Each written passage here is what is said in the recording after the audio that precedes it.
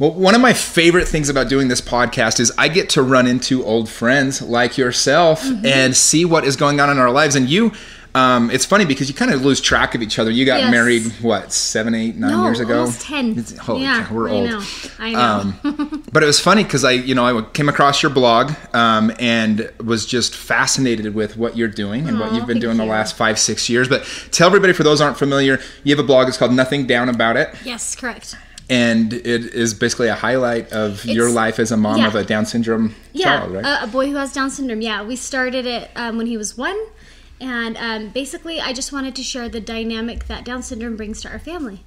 It's amazing. It's and you talk about this a lot on the blog and different things, but there's something about children or people in general that have Down syndrome that they just make everybody around them happier and better people. It's true. It's true. We call it the magic of the extra chromosome. Yeah, I like that. Well, it's funny because like a lot of people, I think they kind of miss, people have expectations of what they want their life to look like, what they want their marriage to look like, what they want their kids' lives to look like. And it never, ever turns out the way they think. Never, right? Never the way you planned. And it's all this self-inflicted pain that we give ourselves. Yeah. But when we kind of embrace just the love of like letting life kind of develop as it does, not what we expect it to be, you find these little miracles that come in and out of your life. Exactly. Yep. I have this big poster that says, "Let life surprise you."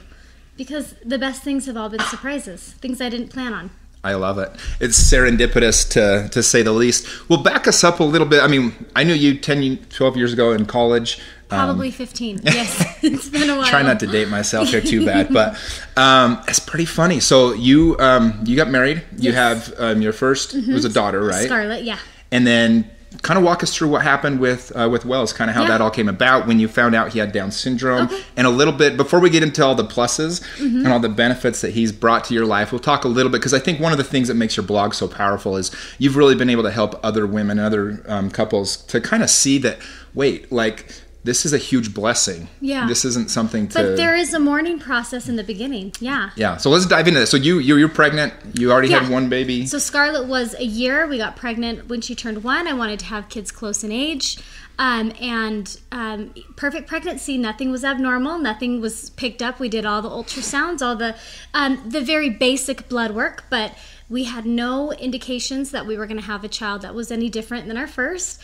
And then when he was born, about 10 minutes into it, they picked him up. And I mean, I just thought he was a little shorter and stubbier than Scarlett, but they could tell immediately. So they took Scott to the neonatologist, and they asked, did you test for Down syndrome? And we had done like the basic quad screening where they tell you the percentage, and they said nope. There's no concern, which I hate that word now, for any chromosome abnormalities.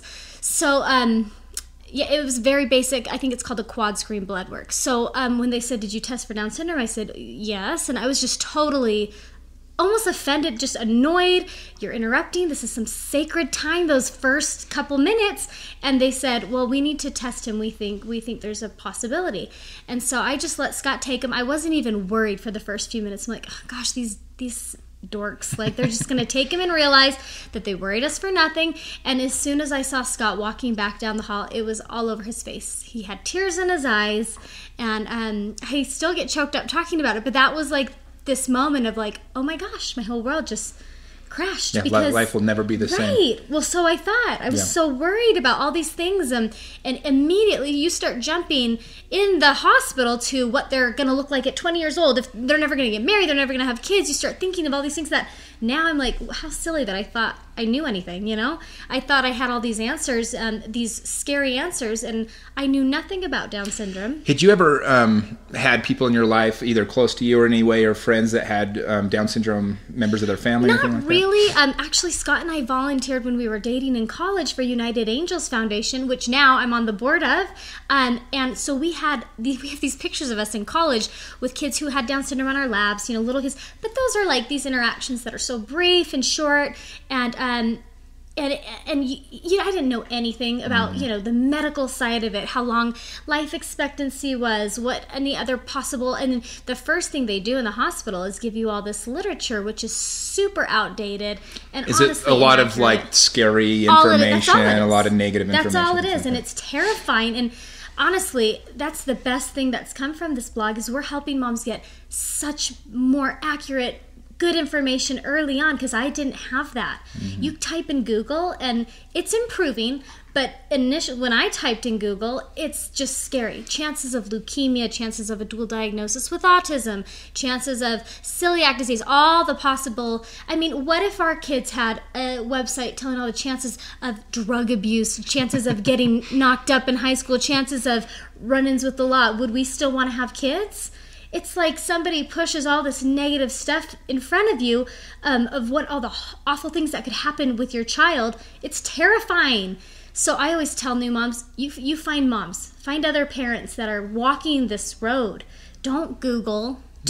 Even medical professionals, bless their heart, they take such good care of our kids, but they only have statistics and facts that are the scary stuff, the medical stuff that, likely we won't even run into. Well, in the United States, correct me if I'm wrong here, I saw the other day, actually, it was National Down Syndrome Day. Yes. And World Down Syndrome. And I noticed that there's certain countries where they still abort all of the Down syndrome babies, and the U.S. has actually come a long ways. It seemed like the U.S. has come a long way. We still have a long way to go. The worldwide, and could be an old statistic, and if it is old, it's only 1 or 2 years old, but was a 92% abortion rate. Oh, wow. For kids with Down syndrome. Isn't that disgusting and crazy? Yes. 92%. 92%. And this is like in Iceland, the government it's like a genocide. They're trying to and this isn't, and I always tell people, I don't want to get into pro-life, pro-choice issues. This is who is allowed to determine the quality of a child's life off of such little information. Because he has an extra chromosome, that makes his life worth less than my daughter's life? Absolutely not. Well, and I think if people have exposure to a child that has Down syndrome, right, they always, I know I went to high school. It was actually it was a pretty life-changing experience for me. I went to Murray High School, and in 1998, I was a sophomore, and Shelley Iyer, you might or might not have heard of her before. Yeah. So she won homecoming queen. That was my first year in high school. I love it. And it was literally, I'll get choked up talking about it, because that was one of those moments in life that forever changes you. Yeah. We were at the assembly, and you got 6 or 7 girls up there, and she won homecoming queen, and we all, the entire place. Oh, yeah. Everybody just went nuts. You're going to make me cry. I know. I get emotional. Well, her dad is a guy named Ted Iyer. He was my bishop growing up and some other things, and he was literally, they don't make humans better than that guy. If they do, I've never met one. And I don't know if she helped him become that guy, or if he was just got that blessing in his life or whatever. But to have that exposure, and in Murray, there's a lot of people who are just really great-hearted people that I grew up with. And I think a lot of it, honestly, was like Shelley. There was another girl named April that had Down syndrome as well. And I think that they blessed all of us more than we'll ever realize. Like, that moment was one that literally changed me and softened my heart forever as a human. Right. Yeah, and I have story after story about friends of ours that these little pals of Wells that do that. You just see the way his bus driver lights up when he gets on the bus every day. The way people look at us in the grocery store. I've had to really check myself and be like, I got to be on my best behavior, because people look at him and they see this light, and I'm his mouthpiece. So I'm always like, I can't cut off this lady at Costco who just cut me off in her grocery cart, because I've got this sweet little ray of light with me, and everyone's smiling when they see him. He exudes, he is like pure joy. Somebody said, and I quoted them on World Down Syndrome Day, but how does one extra tiny little chromosome take all of the guile out of a human?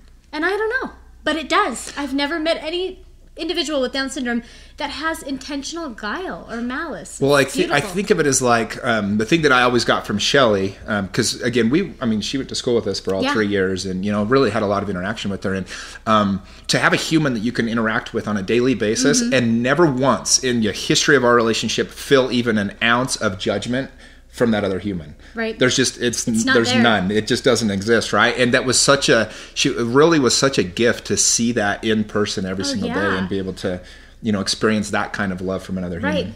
If only we could all be just a little bit more like that. So we'll back into kind of your story again. So you're in the hospital, you find out, and you talk about there's a little bit of a mourning period. Kind of go into kind of what happens next with you guys. Yeah. So you feel like you lost a child. And I hate to say that, because I don't ever want to take away from people who do lose a child or have a stillbirth, or like my sister lost a baby last year, hours after birth. It's different, but there's this feeling that feels like, where did that child's gone? For 9 months, you dream up this baby. I mean, I had already decorated a nursery. I had it all prepped, and I had to return everything because it felt like that kid was gone.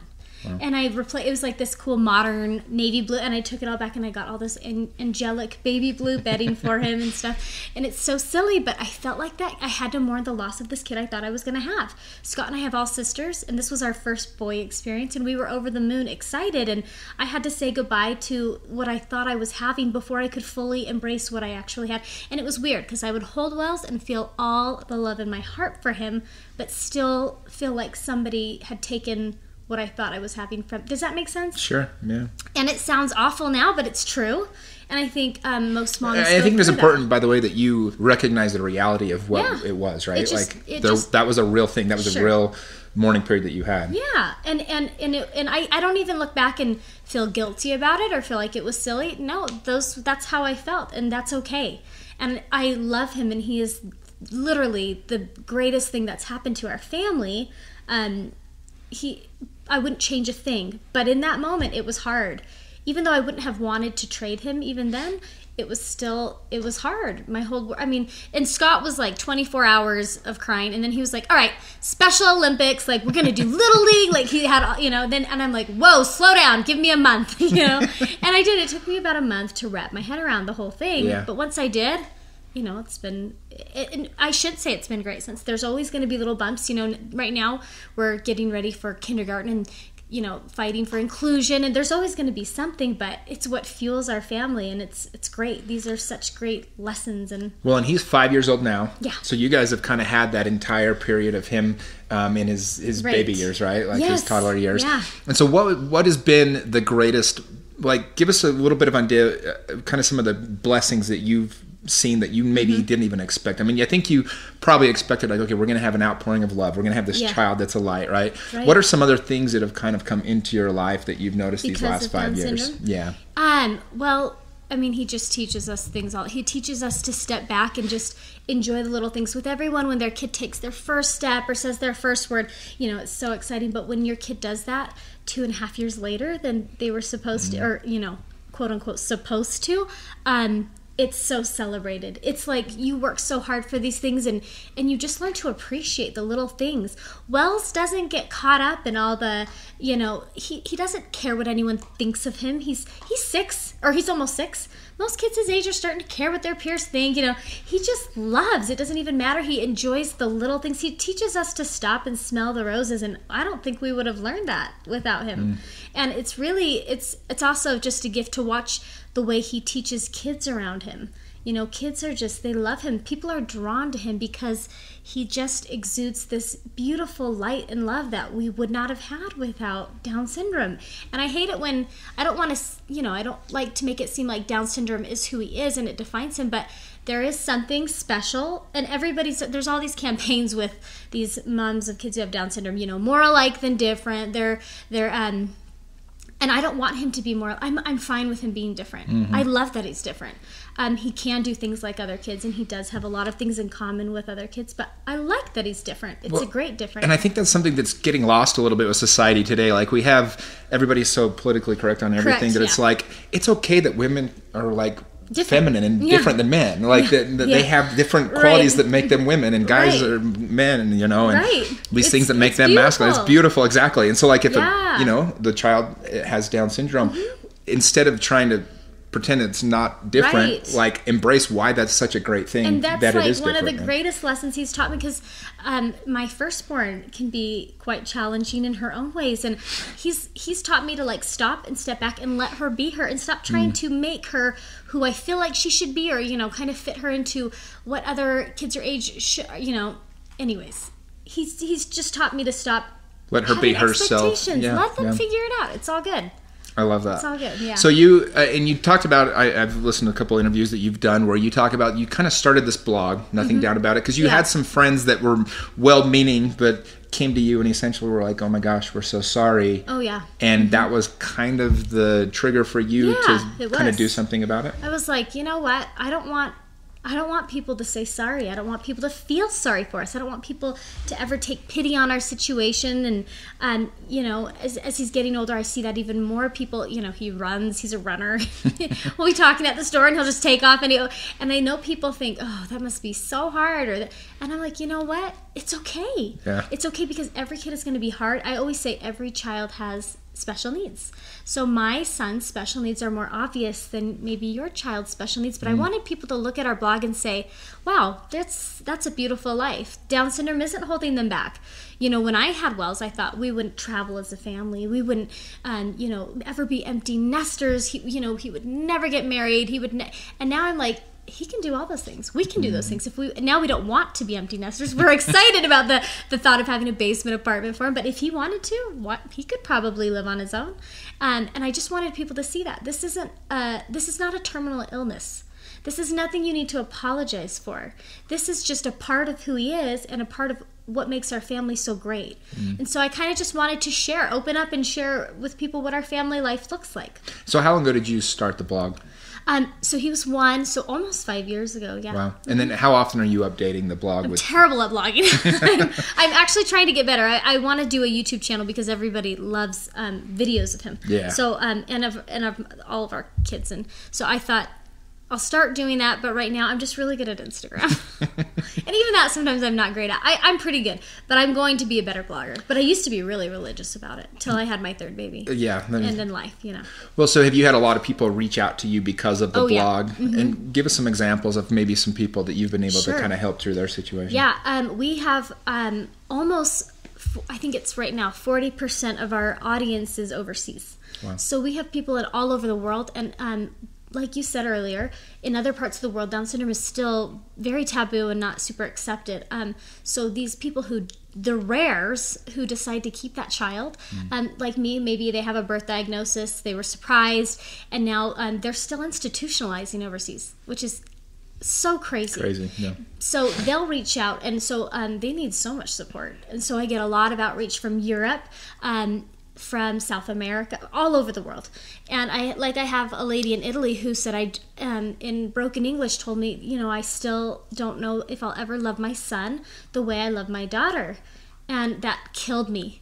And he was like 6 months at the time, because by then, forget it. It was all love for me. It didn't matter. Yeah. But it does take people there's different time periods and different adjustment periods for everyone. Anyways, about maybe 4 months after that, she said, you're right. I figured it out. And I feel like we've been able to help people see, you know, I think our blog has really helped people to see that it is just a different kind of connection, maybe. I don't know. For us, it's pretty similar, but I think we've been able to help these people with those adjustment periods all over the world, and there's nothing more rewarding than that. It's been so great. Well, you do a really good job you know, it's funny because you hear the term influencer a lot nowadays and everything. And that's one of the reasons I started looking for actual people I felt like were influencing and making a difference, because it's such a thrown away term now, right? Yeah. And so when I came across, you know, what you were doing, and you really do put such a positive light that for a lot of people that maybe have no idea what that life looks like. Right. And I think that there's so many, even, you know, if you never come across anybody that has Down syndrome or maybe autism or some of these things that change your life, right, as a family and as a mother, I think that what you've been able to do is be able to help anybody in any circumstance look and say, hang on a second here, like, am I choosing to not be happy? Am I choosing to feel bad for myself? Or can I choose to accept and to love It's all a choice. Be happy with what I have? Right. Exactly. And so what has been, I know you talked about all the great things that have come with Wells. What about the other kids? How have you been able to help them understand kind of how everything works? Yeah. Well, so my younger son is 3, and I don't think he even sees anything different. They're like twins. They're actually cognitively just like twins. So they keep me super busy. But my daughter, she's I don't know. This sounds really bad. I don't know if she is naturally the most empathetic person. So Wells has really helped her kind of learn empathy. And oh my gosh, I swear Heavenly Father's like, these two have to go together, because if anybody messes with that kid, I'm scared for them. Because she is such a little protector and guard of him. And it's really neat to see how that relationship has developed. And she gets frustrated with him. For sure, there's definitely things she doesn't understand about Down syndrome still. her other friends' brothers that are around that age are talking, and they don't tear through her Barbies and destroy things the way he does. And that sometimes she loses her patience with him, and that's okay. I think it's great that she's kind of getting these lessons early on, but I mean, I have no doubt that as they get older, their relationship will continue to just blossom into the most beautiful thing, because there is such a loyalty and love and this connection with them that's really beautiful. Yeah. So what kind of stuff do you guys go do as a family, like that that he's embraced? Everything. He loves everything. He's such a little socialite. Everywhere we go, he just, he loves people. So he loves to be out in public. And I know there's a lot of kids with Down syndrome that have sensory issues and don't love that as much. But I think you get what's best for your family. We're social people. I'm very social. I love to be out. He loves to go out. He loves music. The kid can rap to Macklemore with mom editing and hitting mute buttons on all the right words. You have to get videos of it. Have you made videos of it? I need to get videos. It's hard when you're recording and hitting the mute button on some of the words, but we will get them. But he also loves like BYU's Vocal Point. I mean, he's very diverse in his musical taste, but he loves music. And we're a very musical home. My husband plays piano and sings almost every night. I grew up in a band. Anyways, so he's really embraced music, anything musical. He loves going to games. My husband loves BYU sports. And it's so funny because he'll kind of shout in his cute little voice, "Go Cougars!" It's really cute. I don't know if I'm allowed to do that. You can do whatever, yeah. I'm always like, when we us mom groups go out, all of us moms who have kids with Down syndrome, and we start talking like our kids, and I'm like, oh my gosh, people think we're the biggest jerks, but we love the way our kids talk. But anyways, he just he does what we do, and we've made sure that that's okay with him. We don't let anything hold us back. We go on road trips all the time. All the things that we love to do, he just has to do. And he loves it. And people with Down syndrome tend to like routine. And they tend to get kind of rigid in their schedules. Just like a lot of individuals with autism, that's kind of just this funny little quirk that seems to be across the board with all of our many friends. And so making him be flexible is something we really work on. Making him, he doesn't like heat and a lot of exerted energy, but every Saturday this last summer, we went into the mountains. And as soon as we'd walk on the trail, he'd sit down and he'd sign, "All done, all done," and he'd say it over and over, "All done, all done." And we just make him do it because that's what our family's going to do. And he's learning to be flexible and adaptable, and it's really fun to watch him start to love these things after a while. Well, so you've been able to, really embrace all of this, and there are a lot of moms and dads and whatever people that don't get to that place. So for them, for somebody that's maybe going through this and maybe having a harder time with it, what advice do you give when people reach out to you, or what advice would you give them having gone through it yourself?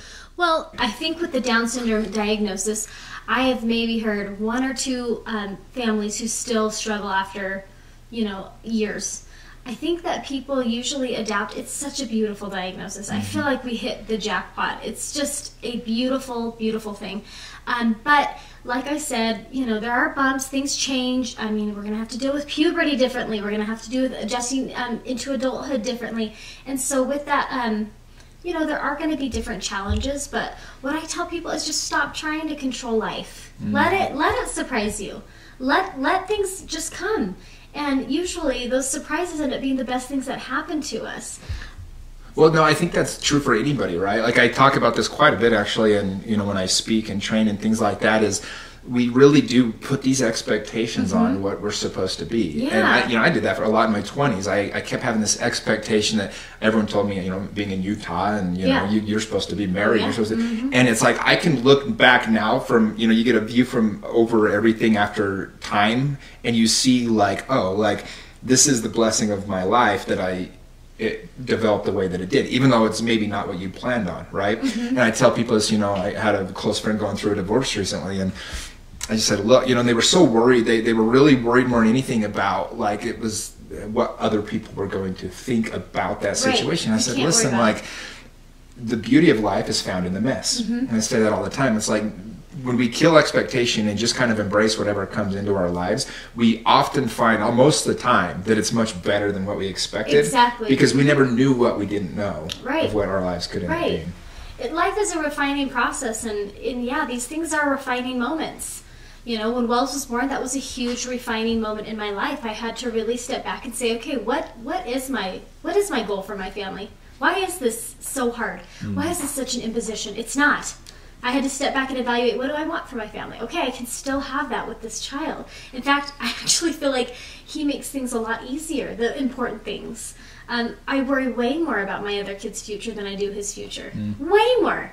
That he takes a huge stress off when I think about, you know, the kids in school and body image issues and, you know, what people think. He doesn't care. The things, I always have to stop and say, what is it that I want for my kids? I want them to be good, kind humans that are doing good things in society, that are making a difference in the world around them. Done. Check. Right. He was born that way. He is that way. With my other kids, I don't know. We're still working on it. The verdict is out. That's so true, though, because it's like with kids that are. I mean, there's so many things, like they can suffer from bullying, they can suffer from body image, like you said, like all depression, these mental illness. So many things come into play, right? And with with Wells, it's just not going to be there. No, I've never met anyone with Down syndrome that has mental illness issues or that is going well, to and the struggle beauty, with those you know how they don't things. judge other people, they don't judge themselves either. No. There's no self-judgment. I think it was Harvard did a study, and they took like 100 families with a child with Down syndrome, and they found that 97 or 98% of these families, actually it might have been 99, were happier as a family as a whole, had better relationships with their siblings, and that these kids with Down syndrome, they asked all of them, who would you be if you could be anyone in the world? And I think it was like 98% said me. Me. They could have said anybody. They were happier with the way they looked, with their appearance. I mean, what do you want for your kids? That's like the most beautiful thing. It's perfect. I'm like, all right, well, that one's taken care of. He tries to escape in the middle of the night. That's my biggest fear with him. Other than that, we're good. I love it. Well, that's kind of one of the fun things, too, is you're going to have these little stories, just little things that pop up all the time, right? Yes, I already have quite a few. Give us a good, fun example of just something that's just so funny that you would never have experienced. That I think those moments, like I know in The Office they talk about when Jim and Pam are getting married. It's like capture that moment in life, right? And I think you get those just much more often, it seems like, with a child, with Down syndrome or something like that. But do you have one or two that kind of comes to your mind, something where you're just like, this is such a fun little moment in my life? Oh my gosh, I have a lot, but I'm trying to think of one off the top of my head. I think just seeing the way anytime we go to like a concert or something, at a small venue, that kid is so determined to get on stage.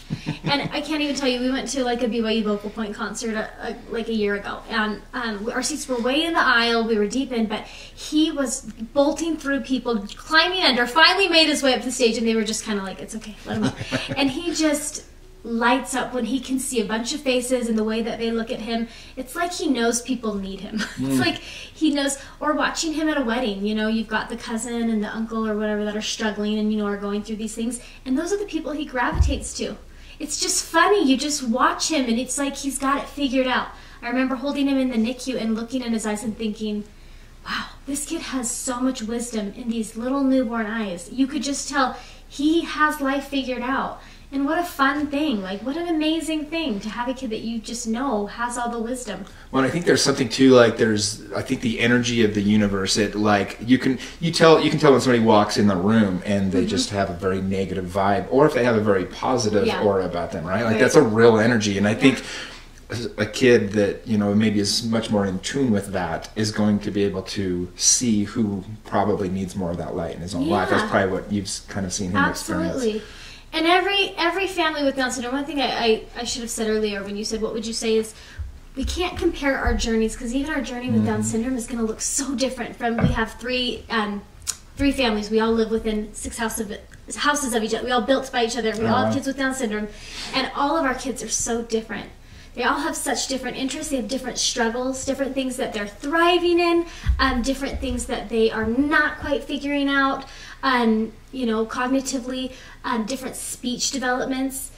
But they have this common thread of just being a light. And I really think that is, if you really take a minute, you step back, you look at people with special needs or different abilities across the board, there's a light within these they're here for a reason. And it's to teach us. And honestly, who cares what college they go to, if they go to college, if they work at Hot Dog on a Stick? You push them to their full potential. You make sure they work hard and that they are productive members of society. And That's wonderful. Well, I think the whole purpose of doing all those things is so that you can change lives and make people better people, right? And I just go back to that example, you know, when Shelley won Homecoming Queen, and her dad ended up writing a book. It's called He Always Called Me Princess. Or You Always Called Me Princess, something like that. And I just remember, but I mean, she literally had a bigger effect on all of our lives than probably anybody else we went to high school with. And so I just, you know, encourage everybody to embrace whatever comes their way, right? Embrace the beauty that life gives us in these moments when, you know, like you said in the hospital, you were almost like, no, that's not something that can happen to me. But then you know, look back now and it almost feels silly about having a thought like that. Yeah, it's a beautiful life. However it comes to you, you make it beautiful. No, I love that. It's a choice. Well, I kind of want to just give people, if they want to find your blog, they want to find you on Instagram. Is it just Nothing Down About It? It's such a great name, by the way. How did you come up with it? Did you come up with the name? I did, and I don't know. Isn't that kind of like a saying people used to say? I don't know. Nothing down about it. I felt like it was something I'd heard, and I remember I was sitting in my bed, and he was almost one, and I'm like, that name kept coming to me, and it had been that whole first year.